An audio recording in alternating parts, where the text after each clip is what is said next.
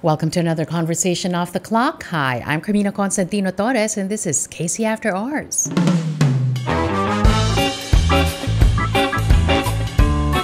If anything goes wrong, gusto ko, ako lang ang sisisihin ko. Unless it happens to you, dun mo lang malalaman, totoo yun. Kakaganon, araw-araw, nakalbo ko dito. Kailangan balance eh. Hindi pwedeng hindi balance. That's the worst thing we can do to our children. I don't want to act anymore. Really? I don't think I'm good at it. Her bronze skin, her smile that captivates, the joy in her eyes even when closed, her unfettered energy. I mean, everything about her just screams freedom and happiness and conviction. All that while not even beginning to probe her thoughts. And she has many. All that while not even beginning to watch her unleash her powers. And she has many too. She is, after all, a mom, aside from being an actor and a producer, apart from the many roles she plays in real life. But how did Mylene Dizon get to that place where her wants and her needs are one, where that divide that separates her dreams and reality no longer exists? With us today, Mylene Dizon. Miss Mylene. Miss Mylene Dizon. Yes. Thank you so much for coming to the pod. Alam mo, you are one of the most requested. What? Yung sagot mo, what? Hindi, totoo. Every time, it's always there. Sana si Miss Mylene, sana si Miss Mylene. Kaya maraming salamat. I think gusto nila akong kumanta. Hindi, I think alam ko kung bakit. Because when you walk in the door, you exude this confidence, happiness, conviction. Ba't ka natatawa? Kung alam ko ni sinasabi mo. Bakit? Di mo nararamdaman yun? Pag lumalabas ka ba sa bahay, hindi mo yun nadadama? Na I am happy, I have conviction, I have a distinct way of viewing the world. Ganyan ka ba? Ikaw! Ikaw, ganyan ka ba? Oo. Hindi, pero hindi ko sinasabi, world, this is me, but I feel it. No, pag lumalabas ako ng bahay, ay kailangan natin putulin yung grass. Marami ng patawag na natin yung hardinero, yun yung mga naiisip ko. Pero sure ka. Do you ever, kasi yun yung image mo sa aming mga tagahanga mo. Hindi, you never second guess yourself. I was about to say. I don't. Why? I rarely do. I do. Mm-mm. But I rarely do. I like to back myself up. Okay. One of the things that I like to do, or how I like to do things is, I like to do things alone. I don't like to have partners in business. I don't want to be part of like a big group. Mm-hmm. I don't want to have assistants.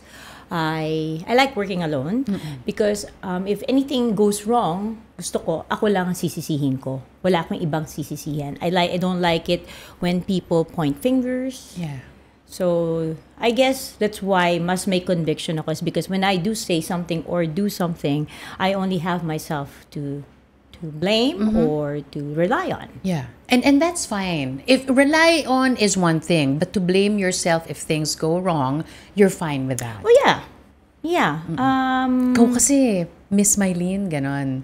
Oo. Tapos anong sagot sa'yo? Yung pag sinasabi ko mali ako, sinasagot ko, next time. Alam ko na. I like learning. I like making mistakes. Not like making mistakes, but it's always a welcome. I always see it as, if I made a mistake or made a bad decision, I have to learn from it, and it's a good, it's an opportunity for me to learn. Is this something that you learned growing up? Yeah, I suppose. You always hear it, diba? Parang, the best teacher is experience, or you learn from your mistakes, so on and so forth. And as you grow up, malalaman mo na, totoo siya, no? Now, these are not the things that you can pick up from watching something or reading. You're not going to read it. You'll probably come across it. But unless it happens to you, dun mo lang malalaman, totoo yun. So, yeah, it is something that I picked up and learned to like. Okay. So when it comes to your parenting style and when it comes to making mistakes, do you feel like your sons would have to go through it themselves and make the mistakes themselves, or mga anak, napagdaanan ko na yan, maniwala kayo sa akin, walang magandang kahihit na yan. Combination of both.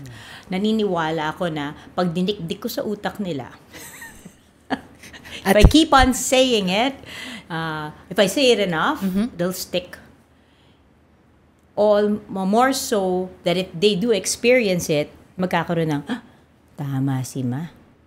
And then, di mas matatandaan nila. mas magigets nila. Not more of, tama si Ma, ang galing talaga ni Ma. No. It's more, tama si Ma, o nga, no? Should have trusted her more. Or no, more like, now I think I can believe what she's been pounding in my head. And it's happening. Oh yeah, already. many times. Many times. When I look at you now, I mean, kita nyo naman, barefaced, konting blush lang yan, konting lip gloss, diba? You have one of the most beautiful faces in the industry. Thank you. And you were celebrated recently, Thank you. right? Your skin and, I would like to call it, it's unaffected beauty, what you have. Have you, ayan ka na naman sa mga, parang pinagsasabi nitong babaeng ito. No, but, mga words sa kinoconjure mo, sige na nga. Unaffected beauty. Have you always seen yourself as beautiful? Oh my gosh. No. No. Nung grade 6 ako, makain kami ng mami ko. Tapos may ginanon siya sa buko. Ano to? And it looked like a big flake of dandruff na nanggaling dito sa bunbunan ng ulo ko. And when she looked, nakalbo ko dito. May malaki ang kalbo. No. Ano? I had this classmate na lagi niya akong pinaglalaroan. Because I never saw myself as beautiful. Every recess, every lunch, ichuchu namin niya yung buhok ko. Tapos gagamitin niya yung Aquanet na pang paste ng buhok para magkaroon ako ng ganon. Kasi nilaglaruan nila ako kasi hindi ako nag-aayos. Kakaganon araw-araw, nakalbo ko dito. So that's how I did not see myself as beautiful because I would never even comb my hair going to school. I never would look at myself in the mirror. Even now, I'm still like that. I mean, I would just go and kamay ko na lang pang susuklay ko ng buhok ko. Minsan nakakalimutan ko, meron pa pala akong turban sa buhok. Lalabas na ako ng kotse, yung ganon. Wala talaga. No. But when did you start realizing that you're actually beautiful in the eyes of many and that you should see yourself as beautiful too? Nung nag-artista ka na? Hindi pa rin eh. Hanggang ngayon, hindi pa rin? Nakita niyo pa ako? Parang nagalit naman ako dun sa hanggang ngayon. Hindi naman kasi I don't see it as a negative thing that I don't see myself as beautiful. It's just it's not part of your psyche. Yeah. You don't think it. It's not part of the checklist. Yeah, but when people see, Miss Mai, ang ganda mo. And then I see myself beautiful in pictures. Ay, ganda ko dyan. I will acknowledge it naman. But it's not really, like I said, it's not in the checklist. They were making fun of you. Hindi ka nagtanim ng galit? I don't think they were making fun of me. I think they saw I remember. I remember these were these were the exact words of my classmate. Tignan mo, siguro pag naayos na yung ngipin mo, ang ganda-ganda mo. Because my teeth were very crooked then. Nag-braces ako eh. Okay, whatever. So, bina-Barbie ka nila? Oo, bina-Barbie nila ako. Exactly. No, but when you started having relationships and, people courting you and ganyan because of how you looked and... I think the common denominator of why my relationships, or why would I would have a relationship with somebody is because of how they saw me. Cowboy si Maylene, easy to be with. I just like the fact that I don't have to. It came with a personality that I don't have to do much. Yes, that's why it's unaffected. Na pwede na ako doon. So when you entered the industry, the story is, nagtago ka, diba? Nagtago ka, you wanted to prove yourself. It was a means to an end, Yes. right? But when was it when you felt, okay, this is not just money making anymore. This is something I really want to do. Yeah, that did not happen until much later, many years later. I can't really say when, but that Could be probably when I started winning awards. Probably. And that was much later na, in the 2000s. Parang, I think I'm made for this. But you know what? I was having a little bit of reflection last night on my own as I was working on some collaterals for my Airbnb. And I said, I don't want to act anymore. I don't think I'm good at it.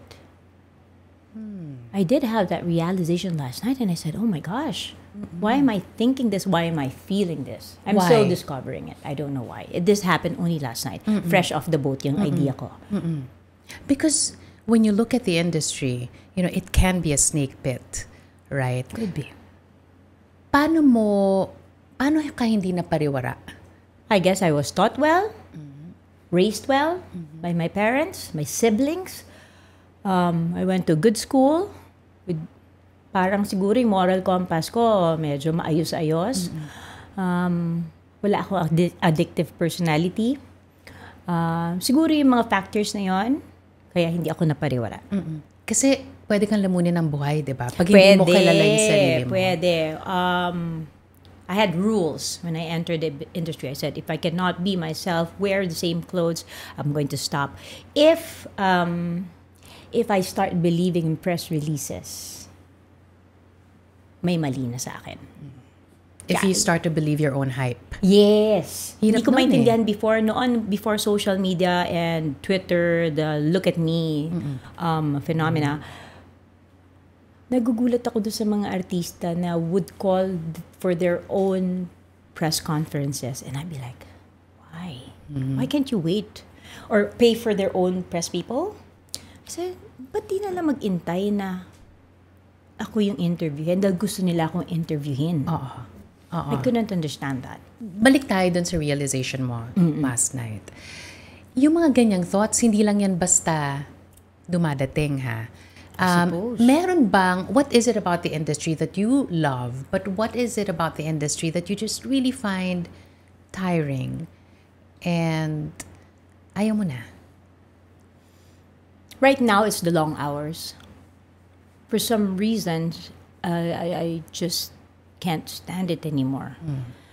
A few years back, I came home from taping and nag-rant ako sa Facebook. I was apologizing to my son for not being, to my children, for not being around for them as much. Because I realized, my God, mag-high school na yung anak ko. Nasaan ako? So this was a few years back already. And I think from then on, I said, naiinis ako na hindi ako mas present. So it's the long hours and the very slow development for me of the showbiz industry. Parang lagi mo na lang nakikita na papag-iwanan tayo ng kung sino man. And we always talk about this. Una yung mga Koreans. Mama yung konti, ayan na yung mga Vietnamese. Ayan na yung Thai. And you're just like, and you're so frustrated. And you don't even know. You don't have the answers to, or the solution for these problems. Why are they getting better at this? And what's equally frustrating is that they actually got it from us. They Yun were na inspired nga by us eh. to begin with. Yes. Parang yes. yung bigas lang natin, di ba? Diyos ko dahil. Sa atin naman natuto dati. hindi ba? Pagkatapos ngayon. Ngayon tayo na nag-i-import. Ano nangyayari? So parang ganon. So Okay. ganon siya. Medyo may frustration. And yun na nga. Yung kagabi was more of, parang di na ako magaling. Because that's what's going to be my next question. My next question was going to be, how do you make sure that you're still on top of your craft? How do you feed that passion still? Some of my friends, they attend workshops. They keep on learning. Ako, I don't. One, I refuse to because I feel like I don't want things to be rehearsed or I don't want to have a technique. I want my reactions, which is what is acting naman is really our reactions to situations given thrown at you, should be raw and natural. Kaya ayoko magkaroon ng technique. So wala akong sistemang ng ganyan, yung how do you improve yourself, how do you keep yourself at the top of the game. But what I'm maybe not having now, which is I think a very good thing that I'm not having, is grit, anger, pain, sadness. I'm at a very good place. So I find it hard to draw out emotions from things that's going on in my life. Because that's what it is. When you're acting, you are drawing from your library of emotions. Correct. I said earlier that I don't do workshops, but the library of emotions is a Morris way of acting, and it's a tool. But yeah. So yon, my library of emotions right now is quite on the positive side. Yeah. So, do you believe in chapters? Do you believe that maybe tapos na to? Yeah. Maybe ito na ako. Ito na. And are you ready for that? Yeah. I'm game with whatever's thrown at me. Even if it means turning your back away from acting. That's nice, kaya it's a new adventure. I'm always game for a new adventure or new learning. I said this before in a recent interview that, I'm not a person to be tied down or pinapako or marriage or whatever. Maybe this is another thing. Not that I'm saying that I want to get married. It's more like, this is my new chapter. If I were pakong-pako sa pagiging artista and I'm taling-tali, paano na ako? I'll be so stuck. So that's why this is a welcome thing for me. If it's going to be a new change, which I don't know yet, then game. Bring it on. Which brings us to this new adventure that you're currently on, being the proud business owner of two. Yung isa kasi, by this time this airs, it's up and running already. Yeah, hopefully. It's Grover, and then there's Surf Star. Tell us about the origin story of the two. Gusto ko kasi, pag nag-surf ako, hindi ako nagigilty na nagsusurf ako, gumagastos lang ako at pumupunta doon. So justification pala siya. Nag-umpisa yun doon. Mahal ba kasi? Mahal ba? Hindi naman mahal. Bakit parang tayo bumubulok? nahihiya ako na parang, Okay, may ganito ako ha. May reward system ako. Hindi ako magpapamasahe kung hindi ako pagod na pagod. Pareho tayo. See?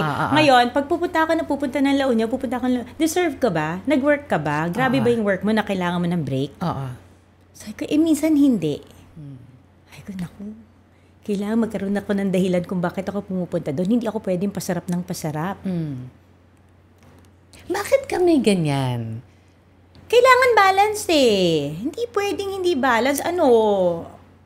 Binging with Netflix? Hindi pwedeng mahal na Netflix ngayon. So as you consume, so should you produce. Yes. Hindi pwedeng hatak lang draw ng lang hatak. ng draw.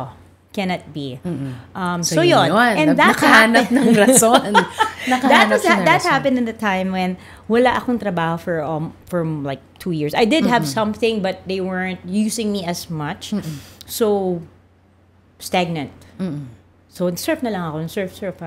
Pero feeling ko, palabas yung pera. I mean, you have to think about your fare, yung toll, yung titirhan mo, yung kakainan mo. I mean, sige, artista ako, but these are the things that I'm like this with pera. Ang tawag nga sa akin ng mga kaibigan ko, Chane. Ganun ka din. So, bago yan lumabas, kailangan may pumasok muna. At yung pasok, kailangan mas marami kesa dun sa lalabas. Siyempre, I'm not a person who will spend something na hindi ko pa kinikita. Correct. That's why I don't do loans. So, nahanap ka ng justification. You put up Surf Star and Grover. Yeah. And I've seen the reels, Miss Mylene. You're in your element. I think so, too. You're so happy. Yes, I am. I love it. When I ride the bus, sometimes I do ride the bus going there because it's just more convenient and cheaper. I get excited. Packing my bag, I get excited. Maski mag-iintay lang ako sa partos na ganyan, alam ko in a few hours, ando na ako. What does becoming a business owner, what has it taught you? the biggest lesson so far? Pero parang feeling ko when you make kwento about it, you don't see it as a business eh. Parang nagkataon na lang. Sabi nga nung kaibigan ko, bagay na bagay sa yung ginagawa mo. Kasi enjoy na enjoy ka. Pero, go ahead. Bagay. The person who said this was Erica Fife, and I don't see her very often. Pero sabi niya, these bagay na bagay sa'yo. Kasi siguro before, when we would, she was my housemate kasi before eh. Siguro maano ko, maasikaso, or so whenever may guest ako sa Surf Start, na tsempa nila ako doon, chichikahin ko yun. Oo. Pwede ka naman mag-invite ng mga kaibigan mo sa bahay. Chikahin mo sila. Diba? But this is different eh. But Iba I'm not yung- surfing when Yun I'm at yun, home. Yun yun. Ito, I can surf, I can Oo. talk to them about it, I can make them kwento, or they can ask me questions about it, and then I can leave them, go back to Oo. surfing. Tapos And I'm kumikita very ka pa. malikot. I'm very malikot, so I'm always moving around, finding things to fix, finding things to add. It works well for me, and I can be in my shorts and my chinelas, and I don't have to take a shower. Sana lahat ganyan. Sa mga nakikinig sa atin, parang, paano? Paano But marating not yan? a lot of people like this. I cannot see corporate people doing this because they like being in the corporate world. They like it there. So find the thing that brings you the most joy. That's what I keep telling my son, and I'm sure that's what you tell your children as well. You know, you don't take after. They're asking me, kasi why am I not going to?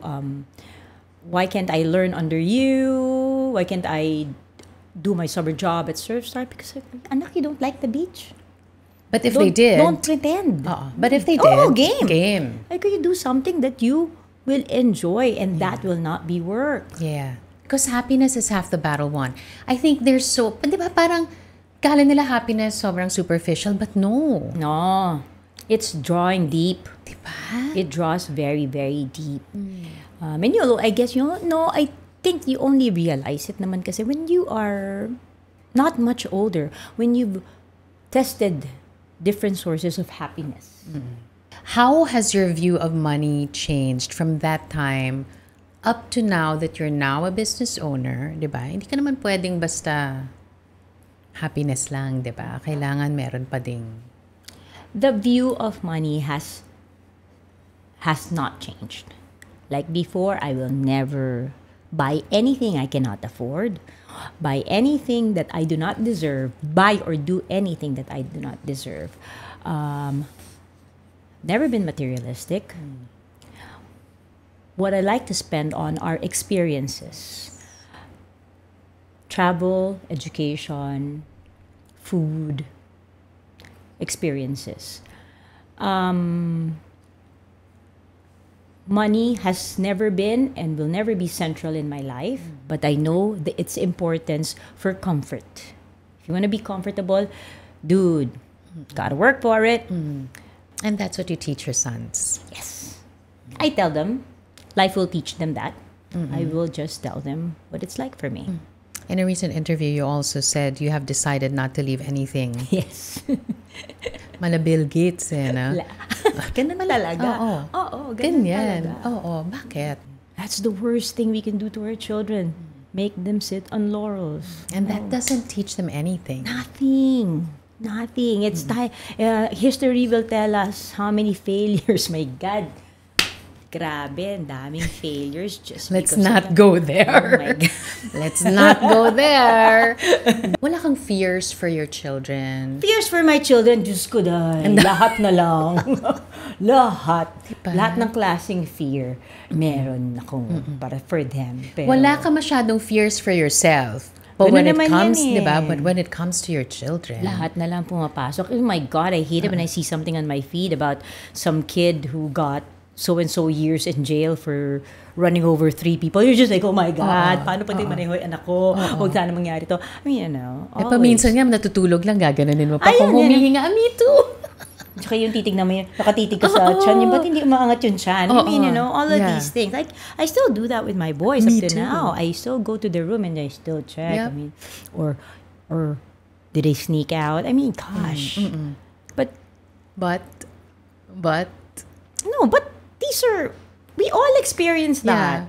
What do you tell yourself to not so that you won't give into the fear because it can't feed itself, right? Kung ano-ano nang naisip natin What do you tell yourself? Sige, if you keep on thinking about these things, nothing. I mean, what's gonna happen, Mylene? It hasn't happened. So, okay, it's always been like this. Another thing that I do not have is a panic bone. Naalala ko, nung bata ako, natake yung daddy ko sa puso and we were together in the car. It was high traffic on EDSA. Mga tipong 6 p.m. Yung kasagsaga na, ganyan. I was able to get him out of it. Meaning, hindi ko siya sinipr or anything like that. Hindi ako nag-Grey's Anatomy. Akala ko na scalpel! Hindi. Naalala ko noon, kinatok yung aguinaldo. Kasi tapat kami ng aguinaldo and krame. Gitna kami.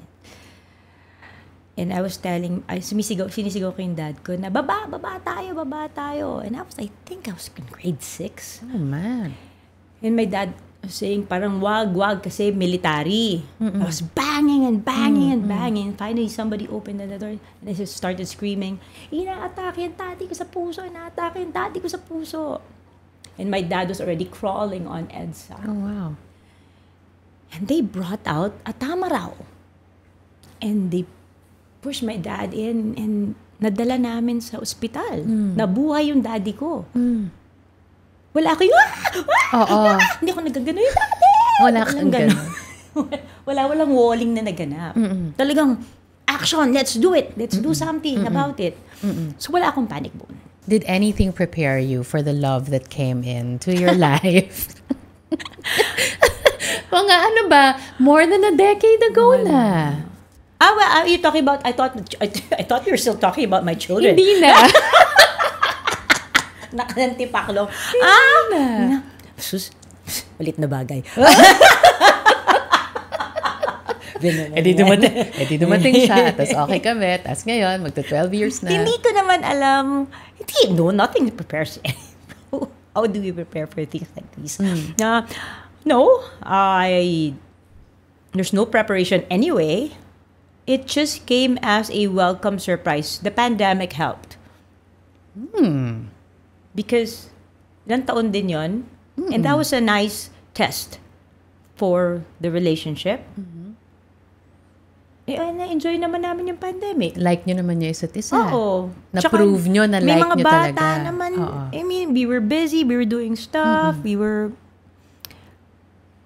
hindi na po kami nagsabunutan. But how do you navigate that? Because you have your own kids. He has his kids as well. How do you when it comes to parenting, halimbawa, does Jason have a say or do you have a say in his kids? No. By the time kasi na magkasama na kami, the kids were, how old were they? Tomas was 8 already? Parang yung daughter niya 9. Malalaki na. May kinasanayan ng mga kabagayan. At may mga magulang naman yung mga batang yun eh. May Paulo's present pa rin naman sa mga anak ko. Claudine is still present for the girls. So, the parenting style was exactly that. May mga anak siya, may mga anak ako. That's it. There's a line there.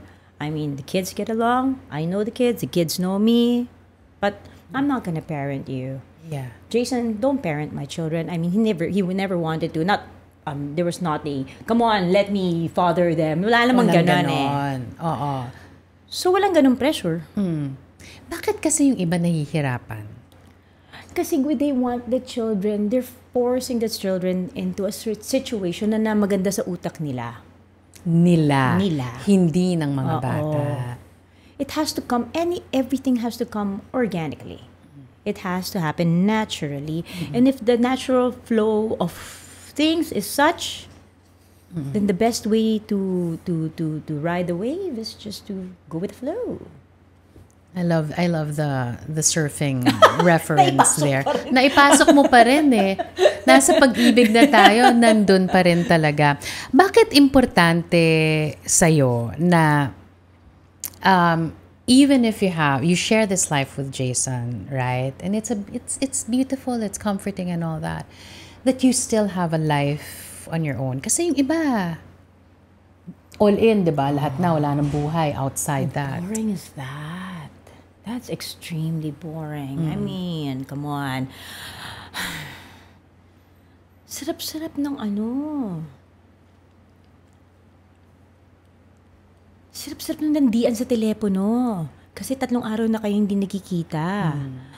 Ang sarap-sarap nung video calls. Mas exciting sa akin ang magkahiwalay talaga ang buhay. Para there's something to talk about. Correct. There's interest in the other person's life. But he's fine with this. Yes. That's good. I think in the beginning he wasn't. Yun nga, ano yun noong mga una, bigla na lang ko alis. So niya, saan ka pupunta? Punta ako La Union, punta akong Baler, punta akong ngayon. Hindi ka magpapaalam? Huh? Ah, may ganon. Pwede na ako magpapaalam sa'yo? Bakit? I don't get it. So, ganun na pala. Huh? Mali ba yun? Paisip pa ako, mali ba ako? Oo.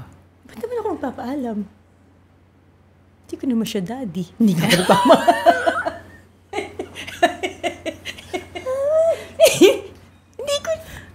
Hindi nga nagpaalam sa tatay mo. Hindi nga alam nanay ko. Wala na ako sa Amerika. Oo, naglayas ka nga. Siya pa. Concept of love, has it changed since the first time you fell in love? Oh my God, of course it's changed. The concept of love was forever before. Di ba? Kaya tayo, sakit kasi kala mo ko, magpapakasal na kayo. We fell in love with a concept. Yes.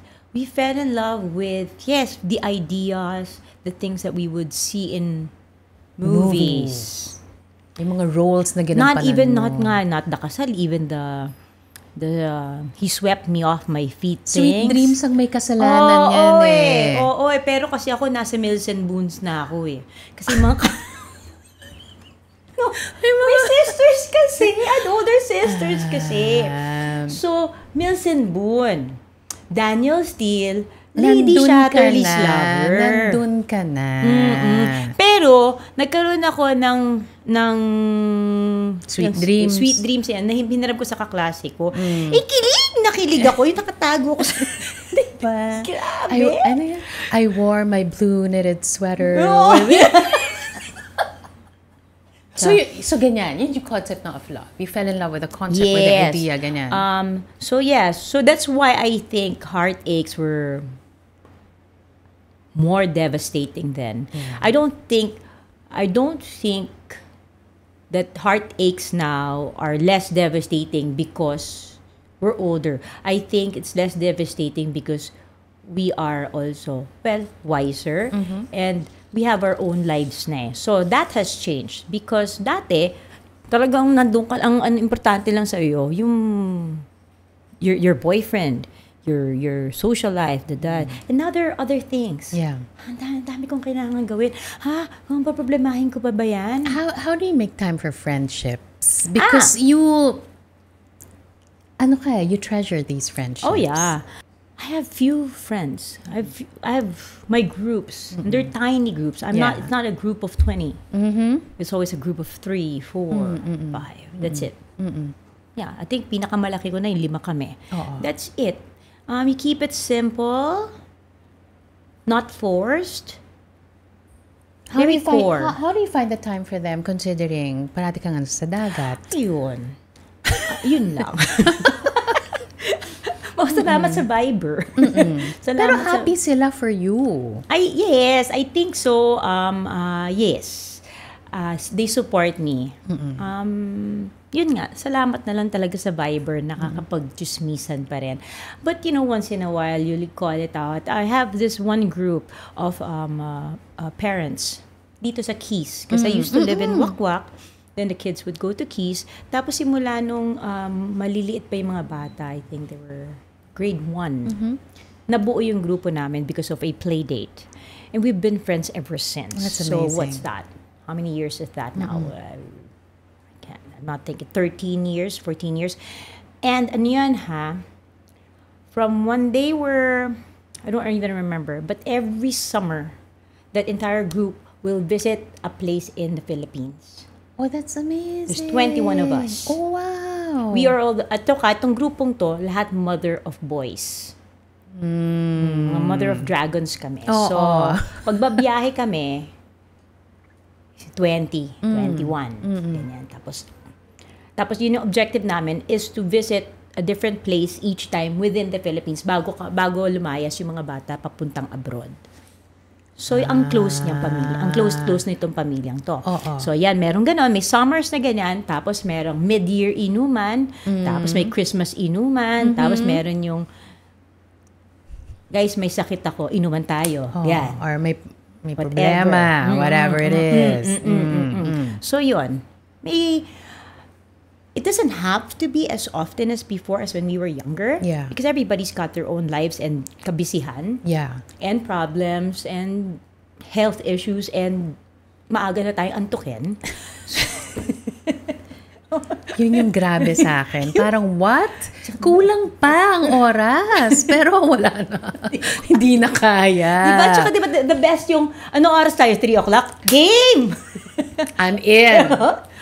Tapos lunch, tapos diretso na tayo. Tapos mga 8 o'clock. Wala na. Oo. So yeah, you just keep it simple. I keep it simple. But you've always kept it simple. Yes. It's very important. Alam mo na ano yung importante sa'yo, even at a young age. How do you keep yourself in check?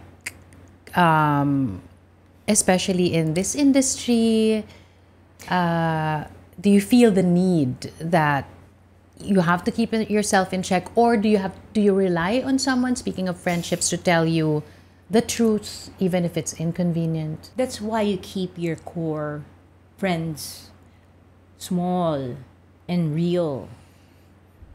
Especially because my family's abroad. They're not here to experience my everyday. Friends and my boys. My boys, they're quite frank. Kanino kaya nagmana? Napaka-honest ng mga anak ko pagdating sa akin. So, yeah. Mommy to mommy. Andiyan kasi sila mommy to mommy. You can see. Yung humor nung generation natin, iba, di ba? Do you get called out by your boys, by your children, na parang, uy, sumusobra ka na? Because they're so serious. Mine are so sanay. Sino ba ng mga ninong at ninang yan? Di ba sinaagot-agot din? Sherry, agot, Andoy, ano ba? Yun ata ang pagkakamali ko. Ano ba? Sanay na sanay ang mga yan. Tsaka sanay na sanay sila sa akin. Wala rin man akong preno at home eh. They ask me nga bakit ganyan ka magsalita? Even sa mga boys mo, sabi ko, Diyos ko. Kasi sila hindi ako pinagsasabihan. pwede mag-shield. Kasi, unang lakas ng bunga ko. Pag kasama ko yung mga kaibigan ko, naririnig nila ng ganyan. Hindi naman pwedeng sabihin, ay, si mami, ba't ganyan? Ako gano'n. Kasi kunyari, magsasabi ako na, sige, gaganyan ako. Tapos sabihin na, Mom, that's rude. Paano rude? So, I don't get called out for being myself. I get called out for other things? Other things. But for taste, told you, kanina yung mga painting na yan. Yung mga ganon. Mga ganon. But it's fun, diba? Tsaka sanay na sila sa akin. Sanay na sila sa akin. It's so fun to be a mom to boys. I love it. I prayed for that. I really, really did. You know, ako nga nakalbo na ako, kaka-aquanet nung kaklase ko eh. Ano pa kaya sasabihin sa akin, anak na babae, pag tinanong sa akin, Ma, braid my hair. Amigo, halika. Let's build a chair. Baka ganun na mangyari. Come on, no. Let's just climb a mountain. Ganun na mangyari sa aming dalawa.